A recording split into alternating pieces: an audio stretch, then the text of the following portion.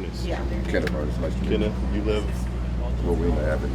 Okay. I've been here about 10 years in this area. Awesome. So we have community potlucks every third Tuesday. We've been having them at Morning Joy or Shepherd's House Church, and it's at 6:30. And that's been an avenue for us as just community folks to come together and to talk about the issues that concern us, the issues that we can work on. I'd welcome you to come out. I am Ernest Smith. I live, love, and work in Old East Durham. My wife and I run an organization called Neighborhood Allies, which in part we do consulting, helping organizations and churches who want to do work in community do so from a perspective that listens and values the voice of the community. Our challenges, our economic challenges that we face in the community do create some things that are negative, but it's a place where folks love each other, where folks have a chance to eat together, to play together, and to have fun together. We don't want the institutions to continue to treat our community as if it's a problem. We want those institutions to realize that just because they were in different circumstances, just because they've had a lot of challenges thrown their way, they're still people who bring a lot of gifts to our city and community. They love our city and our community, and they have worth. When my parents divorced when I was little, my mom struggled, and there were times where we just didn't have the thing. So I was very accustomed to being in environments of struggle.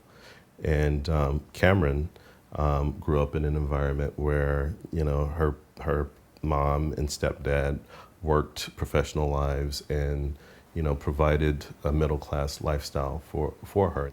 I did not have urban ministry or urban development or anything like that on my mind at all. Ernest had this trajectory that he thought that he would come back to Durham to plant a church. Ernest was the first staff pastor on staff at a mega church in Fayetteville, North Carolina. He was the first black pastor that they had, and it was really stressful because it was a lot of it was the year of the Obama election. There was a lot of racial tension and whatnot, and so we needed some support. And so we went to the John Perkins Center for Reconciliation, and we visited Dr. Perkins. And I had this one idea: okay, you can plant a church. It'll be in a suburban community, because when we lived in Durham before, we lived in the suburbs, and so we lived a very comfortable life. By the time we had spent 3 to 4 days with Dr. Perkins, I began seeing that this was probably the path that we needed to take, and that my nice little comfy ideas that I had about moving back to Durham and living in the neighborhoods that I was most comfortable and familiar with probably was not the path that we were supposed to take. Because we live between two worlds, so we live with people who do not have a lot of material possessions or power, and then we live with people that do have a lot of material possessions and power. And how do we keep that balance, making sure that both sides can kind of come together as best as they can? We have families in this neighborhood who are two-parent families, two-parent households, and one spouse works and making like $10, $11 an hour and trying to feed a family of 5. And so I think it would be very presumptive of me to come in and try to tell them, well, I know what's best for you. I know how you can do this better. I know how you can do that better. It doesn't mean I don't struggle with that, because I do. I do struggle with that.